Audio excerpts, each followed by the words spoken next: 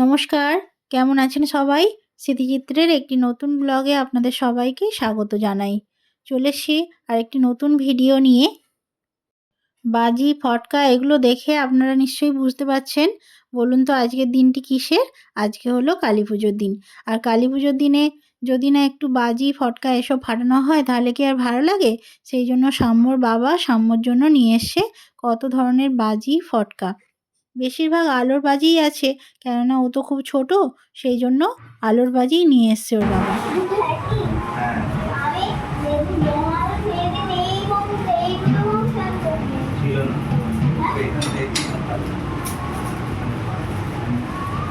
জোরে ছুটবি, জোরে জোরে এরকম নিচে আসে মারি জোরে।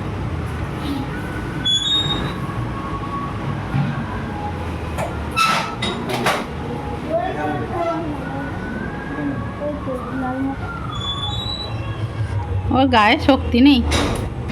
ও যেহেতু ছোট, তাই ও যেগুলো সহজেই ফাটাতে পারবে সেই রকম ধরনের কিছু বাজি নিয়ে এসছে।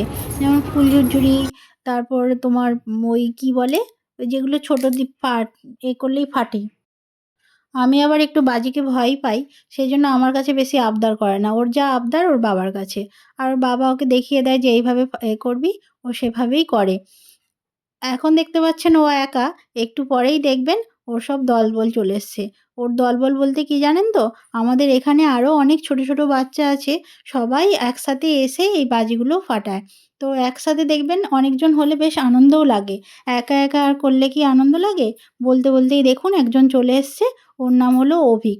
আমাদের সামনাসামনিই বাড়ি, দুজনে মিলে এখন বাজিটা ফাটাচ্ছে। ফুল ঝুরঝুরি জ্বালাচ্ছে এখন। যে কোনো উৎসবই খুব আনন্দের হয়, তাই না? আর এই উৎসবের মধ্যে যদি সবাই একসাথে জড়ো হয় তখন সেটা আরোই বেশি ভালো লাগে। দেখুন আবার একজন চলে এসছে। এই যে যাকে দেখতে পাচ্ছেন, একে তো আপনারা চেনেন। এ হলো আমার মামা শ্বশুরের ছেলের ছেলে, সম্পর্কে সাম্যর দাদা হচ্ছে। তো এই যে দাদার সাথে ওর কিন্তু ছুরি কাটারি, মানে সব সময় অল টাইম ঝগড়া করে যাচ্ছে। কিন্তু যখন বাজি ফাটাচ্ছে তখন দাদাকে ডাকছে, দাদা আয়। দাদাও মহা আনন্দে চলে এসছে, দুজনে মিলে একসাথে বাজি ফাটাবে বলে। এদিকে দেখুন না, সাম্য খুব একটা এই যে সাহসী তা কিন্তু না, ও বেশ ভীতু। সেই জন্য যখন বাজি ফাটানো হচ্ছে ওর সব বন্ধুদেরকে বাজি দিচ্ছে ঠিকই, নিজেও ফাটাচ্ছে। তার সাথে কিন্তু ও ওই ওপরে পাথরটার উপরে উঠে বসে আছে, যাতে করে না ওর কাছে আলোর এগুলো আসতে পারে। আমি ওকে জিজ্ঞেস করলাম, তুই কেন ওপরে বসে আছিস? ও বলল ওর কাছে নাকি আগুনটা চলে আসছে, তো ওই জন্য সাবধান হয়ে বসে আছে। তাহলেই বুঝুন কত সাহসী। যাই হোক, সবাই মিলে খুব আনন্দ করছে। আর এখানে দেখুন অনেকজনই চলে আসছে। ওরা এদিকে বাজি ফোটাচ্ছে, আর আমি এদিকে মায়ের কাছে একটু পুজো দিতে যাব বলে রেডি হয়ে নিচ্ছি। প্রথমেই আজকে আলতা পরা হয়নি বলে ভাবলাম যে এখন তাহলে একটু আলতাটা পরে নিই। আলতাটা পরে নিয়ে রেডি হয়ে তারপর যাব। সন্ধেবেলায় কিছু মোমবাতি দেওয়া হয়েছে ঠাকুরের কাছে। তো সেইগুলো এমনি বাড়িতে মোমবাতি দিতে হয় তো আজকে, সেই জন্য বাড়ির মধ্যে মোমবাতি দেওয়া হয়েছে। এবার যাব আমরা মায়ের কাছে। আমাদের এখানে অর্থাৎ তারকেশ্বরের বালিগড়িতে কিন্তু কালী ঠাকুর খুব বিখ্যাত।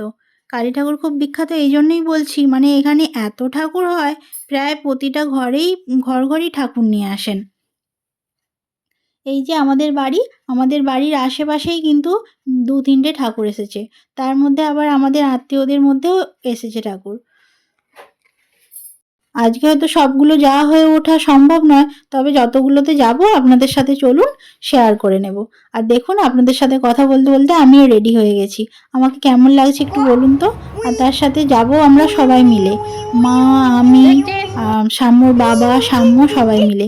আর এই যে দিদিটাকে দেখতে পাচ্ছেন, ইনি আমাদের পাশেই বাড়ি।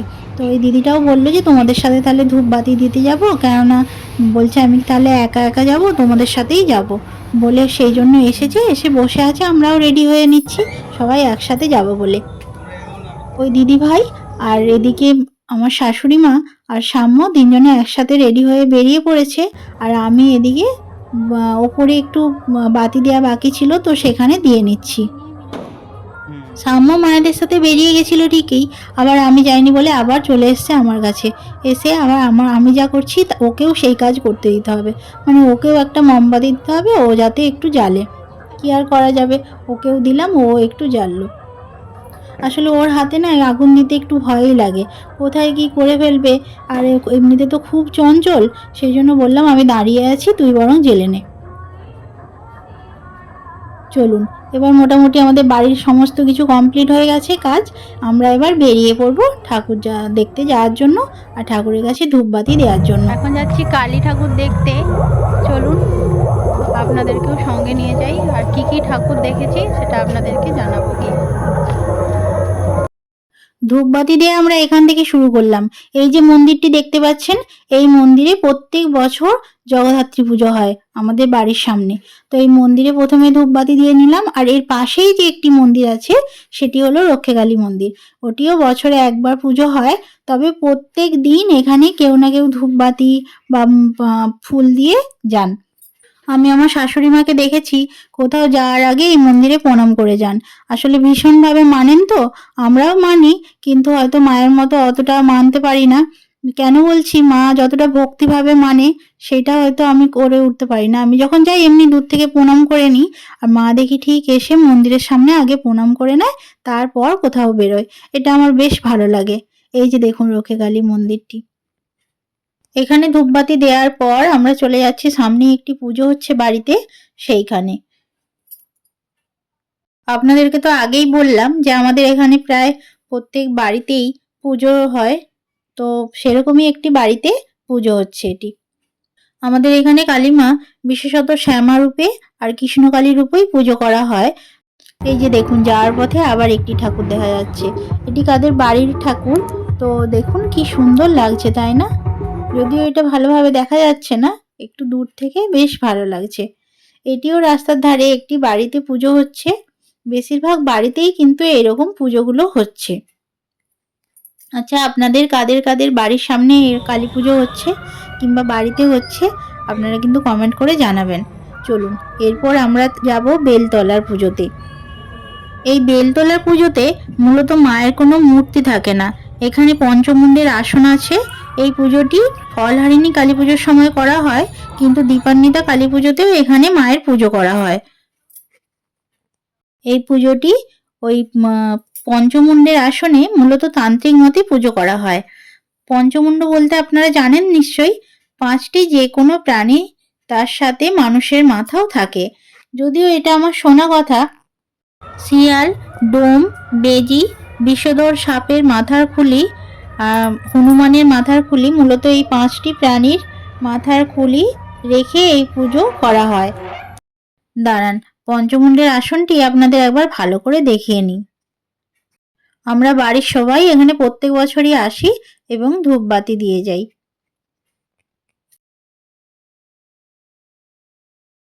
এরপর এখান থেকে বেরিয়ে পড়ার পর আমরা যাব গদাবাটি মহাশ্মশানে। কি সুন্দর লাইটিংটা করেছে দেখুন। এই স্থানে আমাদের সমস্ত পূর্বপুরুষদের দাহ করা হয়েছে, তাই এই স্থানটির সাথে আমাদের একটু অন্যরকম আবেগ জড়িয়ে আছে। চলুন ওখানে যাই, গিয়ে এরপর দেখাবো ওখানে কেমন ঠাকুর হয়েছে। সামনের গেটটা দেখুন কি দারুণ করেছে না, ভীষণ সুন্দর হয়েছে কিন্তু। এখানে এই দিনটিতে মহা আড়ম্বরের সাথে মায়ের পুজো করা হয়। প্রতি বছরই চিতার স্থানে বিভিন্ন ধরনের সং দ্বারা সাজানো হয়ে থাকে। গেট দিয়ে ঢোকার পরই ওই যে টেবিলে যারা বসে আছেন না, এখানে বকে একটা চাঁদার ব্যবস্থা আছে, তো সেটাই এনারা নিচ্ছেন। চলুন আমরা এবার মায়ের কাছে যাই, মায়ের কাছে গিয়ে ধূপবাতি দিয়ে দিই। মায়ের কাছে ধূপবাতি দেওয়ার পর আমরা এখানে চলে এসেছি।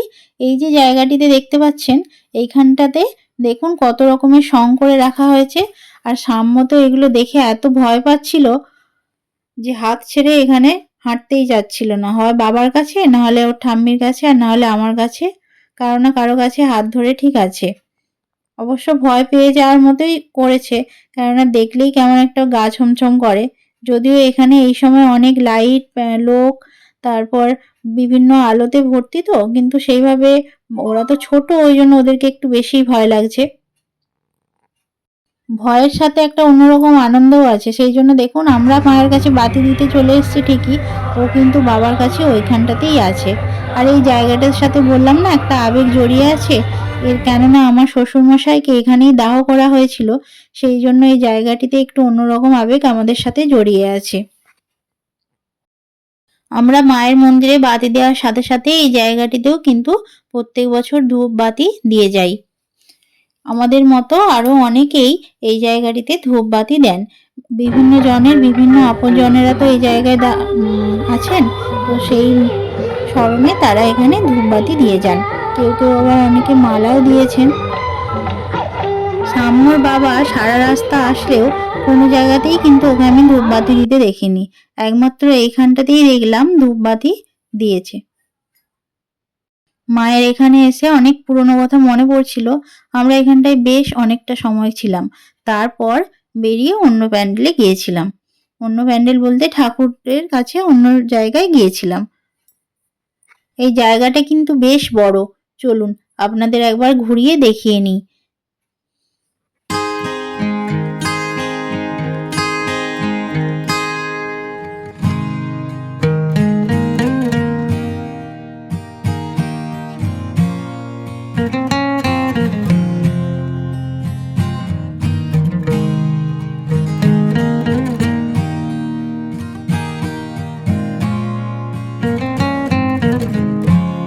এই পুজো উপলক্ষে এখানে অনেক ছোটখাটো দোকান, খেলনা ও খাবার দাবারের দোকানও দেখলাম বসেছে। আমরা আসার পথে একটা মিষ্টির দোকানে ঢুকেছিলাম, কেননা মায়ের পুজো দেওয়ার জন্য আছে বলে ওখান থেকে একটু মিষ্টি নিয়েছিলাম। আর এই যে দেখতে পাচ্ছেন সাম্য, ও কিন্তু ফুচকা খেতে শুরু করে দিয়েছে। বললো খুব খিদে পাচ্ছে, সেই জন্য ও ফুচকা খাচ্ছে। আর আমরা মায়ের কাছে ধূপবাতি দেবো বলে আমরা আর খেলাম না, ওই খেলো।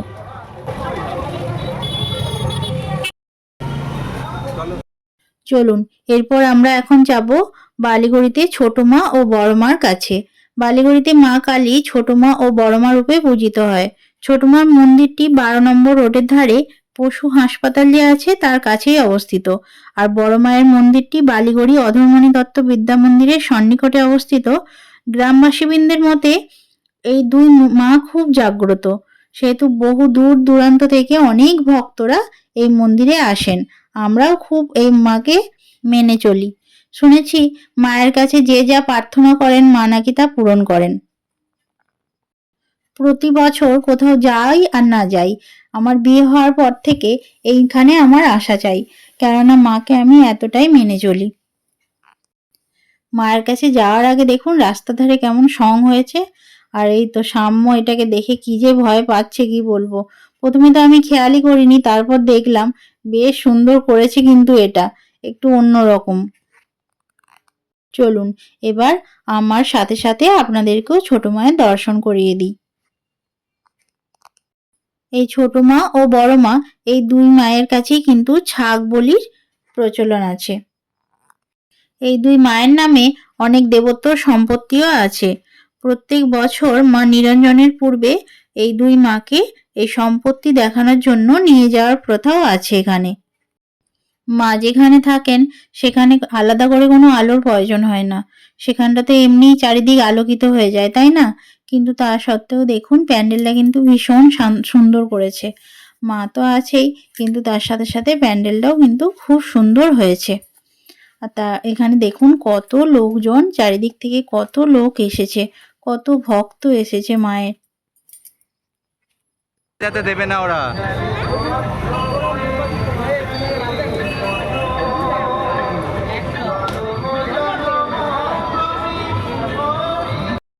সবাইয়ের একটাই ইচ্ছে যে মায়ের একটু দর্শন পেতে চায়। এর মাঝেই কিন্তু আমি ফাঁক করে আমার আর সাম্যর বাবার একটা সেলফি তুলে নিলাম। চলুন এরপর আমি আপনাদেরকে নিয়ে যাব বড় মার কাছে। এর আগে যেই ঠাকুর দেখলেন উনি হলেন ছোট মা, এরপর নিয়ে যাব বড় মার কাছে। ছোট মার মতো বড় মার কাছেও কিন্তু খুব ভিড় হয়েছে, দেখুন ভীষণ ভিড় হয়েছে, মানে ভিড় ঠেলে যেতে হচ্ছে, এতটাই ভিড় হয়েছে। দাঁড়ান মায়ের সামনে নিয়ে গিয়ে আপনাদেরকে ভালো করে দেখাচ্ছি মাকে।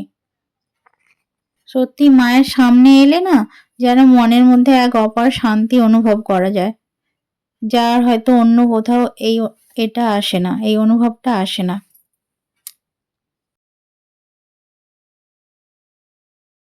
এখানে মায়ের কাছে ধূপবাতি দেওয়ার পর এবার আমরা আস্তে আস্তে বাড়ির দিকে রওনা দিই। আর রওনা দেওয়ার পথে আমরা বালিগড়ি হাই স্কুলের কাছে একটি ঠাকুর হয়, তো সেখানে গেলাম।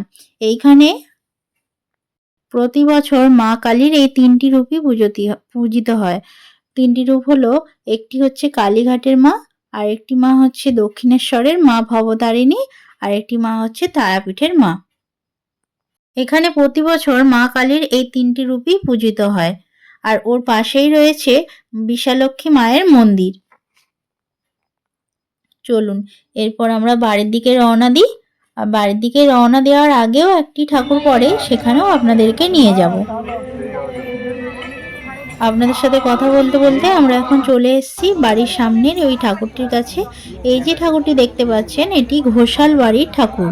ঘোষাল বাড়ি এই কারণেই বলছি, ঘোষাল পরিবারের সবাই মিলে এই পুজোটি প্রতি বছর করেন। এখানে মা কালীর সঙ্গে শিব মহাকাল রূপে পূজিত হয়। এখানে এসে সাম্য তার বন্ধুকে পেয়ে গেছে, বুড়াইকে। আর এই যে দেখুন, বুড়াইয়ের সাথে আবার বাজি ফাটাতে শুরু করেছে। আর আমরাও আমাদের বন্ধুদেরকে পেয়ে তাদের সাথে একটু গল্প শুরু করলাম, করে নিয়ে তারপর বাড়ির পথে রওনা দিলাম। আজকের ভিডিওটি এই পর্যন্তই। আবার দেখা হবে পরের ব্লগে। আপনারা ততদিন সবাই ভালো থাকবেন, সুস্থ থাকবেন ও সচেতন থাকবেন। নমস্কার।